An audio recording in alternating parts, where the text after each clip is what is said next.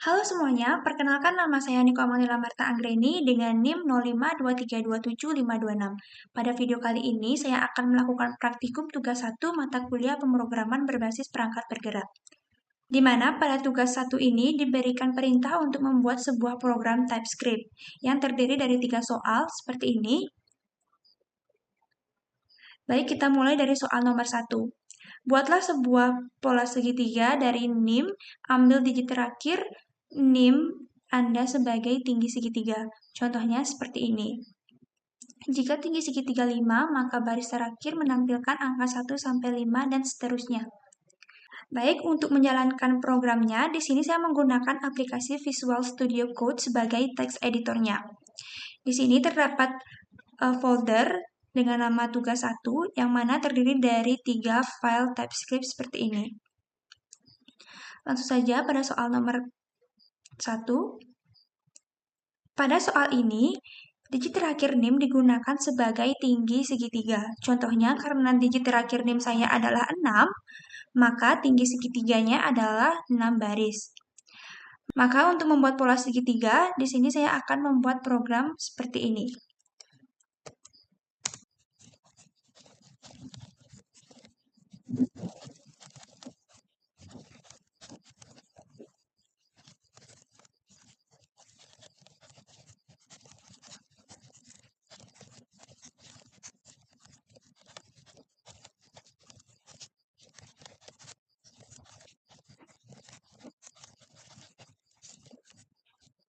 Baik, untuk programnya seperti ini, di mana di sini terdapat variabel tinggi dengan tipe data number yang saya set value-nya sebagai 6, yang mana sesuai dengan digit terakhir NIM saya yaitu 6. Kemudian di sini saya buatkan console log untuk menampilkan pesan pola segitiga seperti ini. Selanjutnya di sini terdapat perulangan for yang digunakan untuk mengatur jumlah baris segitiga. Variabel i dimulai dari angka 1 dan seterusnya akan bertambah hingga nilainya sama dengan variabel tinggi, yaitu 6. Kemudian di sini saya buatkan variabel baris dengan tipe data string yang digunakan untuk menyimpan angka-angka pada setiap baris sebelum ditampilkan ke layar. Kemudian di sini terdapat perulangan for kedua yang digunakan untuk mencetak angka pada setiap baris, di mana variabel j dimulai dari angka 1 dan kemudian terus bertambah hingga variabel j nilainya sama dengan variabel i. Kemudian di sini juga terdapat bagian yang digunakan untuk mengatur spasi agar hasil output terlihat lebih rapi, di mana terdapat pengecekan jika angka yang dicetak adalah angka terakhir pada baris tersebut, maka program hanya menambahkan angka tanpa spasi seperti ini. Namun, jika angka tersebut bukan angka terakhir, maka program akan menambahkan angka dengan spasi seperti ini. Kemudian, di sini terdapat console log yang digunakan untuk mencetak variabel baris yang telah ditampung sebelumnya. Baik, kita akan coba running programnya.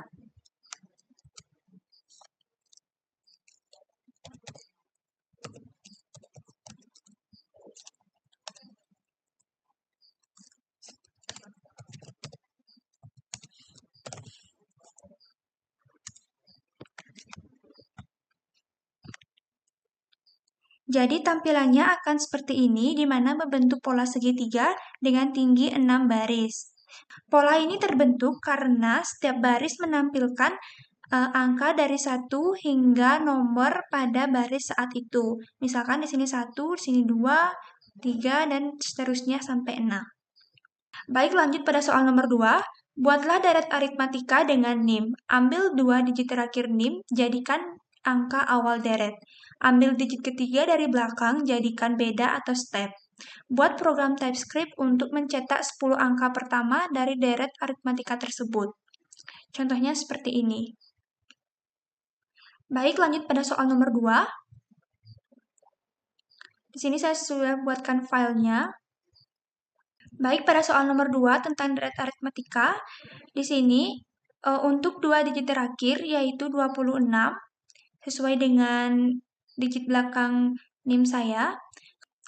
Kemudian digit ketiga dari belakang yaitu 5, sehingga variabel beda atau stepnya menjadi 5 plus 1 yaitu 6. Untuk menampilkan 10 angka pertama dari deret aritmatika tersebut, maka programnya saya buat seperti ini.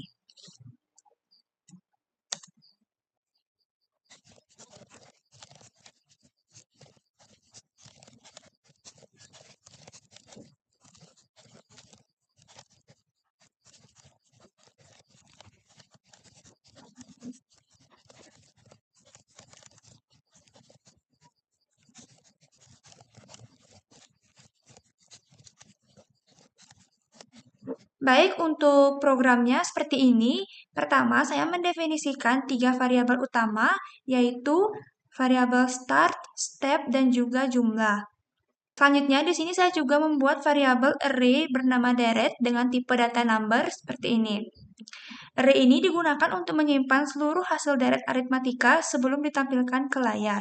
Selanjutnya, di sini juga terdapat perulangan for yang digunakan untuk membentuk deret aritmatika, di mana rumus yang digunakan yaitu nilai start ditambahkan dengan hasil perkalian antara variabel i dan juga pembeda atau variabel step.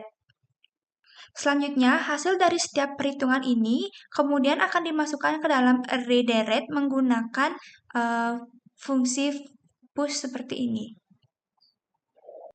Selanjutnya, pada bagian ini digunakan untuk menampilkan hasil dari deret aritmatika yang telah dibuat. Di sini juga menggunakan fungsi join untuk menggabungkan seluruh isi array menjadi sebuah baris teks yang dipisahkan dengan tanda koma seperti ini. Baik, kita akan coba running programnya.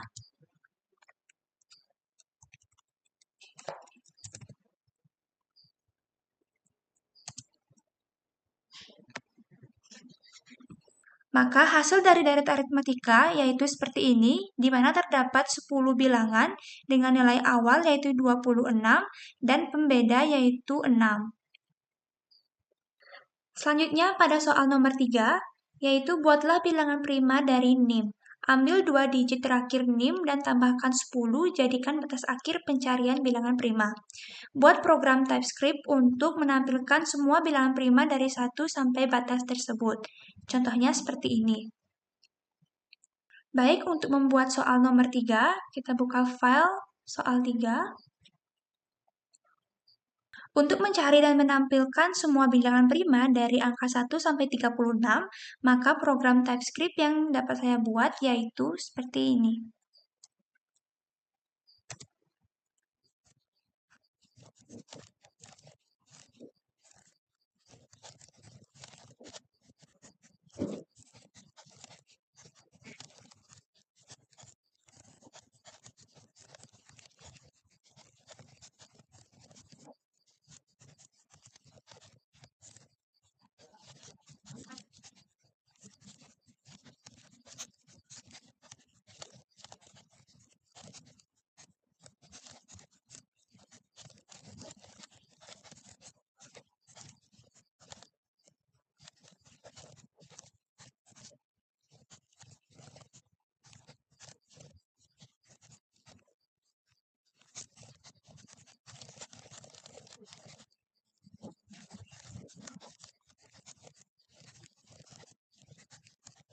Untuk soal nomor 3, kurang lebih programnya seperti ini.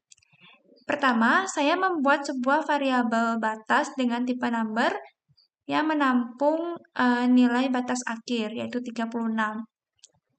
Selanjutnya di sini terdapat function atau fungsi dengan nama isPrima yang memiliki parameter n dan juga mengembalikan return berupa boolean.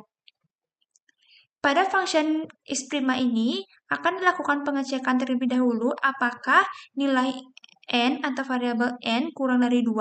Jika iya, maka akan langsung dianggap bukan bilangan prima, sehingga return-nya menjadi false. Selanjutnya, di sini terdapat perulangan for yang digunakan untuk mengecek apakah nilai n bisa dibagi habis oleh angka lain selain 1 atau bilangan itu sendiri. Perulangan ini dimulai dari angka 2 sampai akar kuadrat dari angka n menggunakan metode math square seperti ini. Selanjutnya juga akan dilakukan pengecekan jika modulus persen jika n dibagi i tidak menghasilkan sisa atau tidak menghasilkan sisa bagi, berarti angka tersebut bukan merupakan bilangan prima dan akan di-return berupa false. Dan sebaliknya, jika hasil bagi memiliki sisa dan bilangan itu bukan 2 atau lebih besar dari 2, maka akan di-return berupa true seperti ini. Selanjutnya, di sini saya membuat variabel array bernama hasil prima dengan tipe number seperti ini yang digunakan untuk menyimpan bilangan prima. Kemudian di sini juga terdapat perulangan for yang digunakan untuk mencari bilangan prima. Di sini akan dilakukan pengecekan dengan memanggil metode isPrima, yang mana jika metode ini menghasilkan nilai true, maka angka akan ditambahkan ke array hasil prima dengan metode atau function push seperti ini. Kemudian untuk bagian terakhir, yaitu bagian konsul yang digunakan untuk menampilkan hasil bilangan prima. Di sini, untuk menampilkan hasilnya, menggunakan function join untuk menambahkan koma sebagai pembatas dari hasil bilangan prima. Baik, langsung saja kita coba untuk running programnya.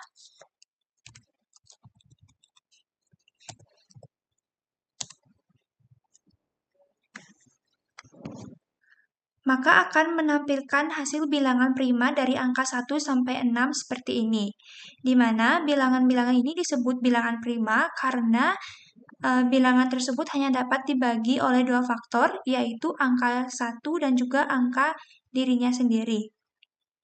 Baik, sekian praktikum tugas 1 dari mata kuliah pemrograman berbasis perangkat bergerak.